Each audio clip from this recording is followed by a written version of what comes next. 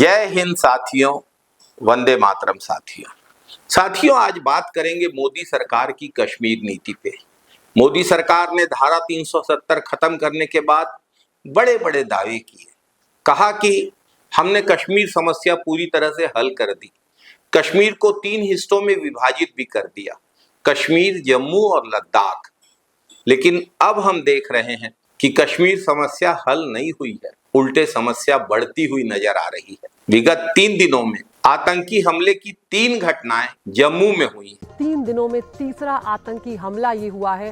रियासी और कठुआ के बाद अब एक और आतंकी हमला हुआ है और ये हमला डोडा में सेना के बेस पर किया गया है। 3 आतंकवादी घटनाएं हुई, जिसमें एक में तो हवलदार मारा गया और रियाती में शिवखोड़ी से कटरा जा रही तीर्थ यात्रियों की बस पर आतंकी हमला हुआ। ड्राइवर की गोली मार के हत्या कर दी आतंकवादियों ने। बस अनियंत्रित होकर खाई में गिर गई। खाई में गिरी हुई बस पर भी आतंकवादियों ने गोली चलाई और 9 यात्री शहीद हुए, 40 लोग घायल हुए। बस पर आतंकवादियों ने गोलीबारी की।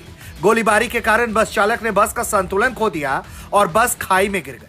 पहले आतंकवाद कश्मीर तक सीमित था, लेकिन अब जम्मू में भी धीरे धीरे आतंकवाद ने पैर पसारने शुरू कर दिए हैं। धारा 370 को खत्म करने को अपनी उपलब्धि बताने वाली मोदी सरकार विगत लोकसभा चुनाव में दावे कर रही थी कि प्रति पोलिंग बूथ 370 वोट ज्यादा मिलेंगे भाजपा को कश्मीर नीति के कारण। 370 वोट ज्यादा मिलने की बात तो दूर, वोट का परसेंटेज कम हो गया भाजपा का। 400 पार का नारा दिया, इन्होंने 300 सीट पार करने के भी लाले पड़ गए। साथियों, ये 370 की ताकत देखिए।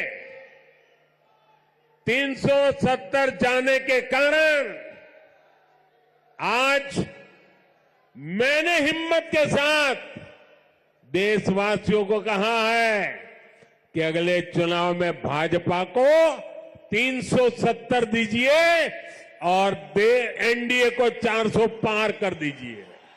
सिर्फ कश्मीर ही नहीं, एक बात और, कश्मीर में 3 लोकसभा सीटों में भाजपा अपने उम्मीदवार भी नहीं खड़े कर पाई, जबकि पहले यहां भाजपा गठबंधन के प्रत्याशी लड़ते रहे। भाजपा की कश्मीर नीति को सिर्फ कश्मीर ही नहीं बल्कि पूरे देश ने अब खारिज कर दिया है। जरूरत इस बात की है कि व्यक्तिगत अहम को छोड़कर भाजपा की सरकार देश हित में सही सुधार करे, सबको विश्वास में लेकर चले और कश्मीर समस्या का स्थायी समाधान ढूंढने के लिए काम करे। पीओके, पाकिस्तान ऑक्युपाइड कश्मीर लेने की बड़ी बड़ी बातें करते हैं। जब हम कश्मीर की जनता का दिल नहीं जीत पा रहे हैं, जब हम कश्मीर में शांति नहीं बहाल कर पा रहे हैं और अब जम्मू तक आतंकवाद फैल रहा है, तो ऐसी स्थिति में इतनी बड़ी बातें करने के बजाय वास्तविकता को समझना चाहिए और धरातल पर जाकर जमीनी फैसले करने की जरूरत है। मोदी सरकार ने 2 कार्यकाल पूरे किए हैं और अब तीसरा कार्यकाल शुरू किया है। ऐसे समय मोदी सरकार को आत्मचिंतन करना आवश्यक है। देश ने मोदी सरकार को पहले से कम समर्थन दिया है, धीरे धीरे ये समर्थन समाप्ति की ओर बढ़ रहा है, यह भी सब समझ रहे हैं। जय हिंद साथियों, वंदे मातरम साथियों।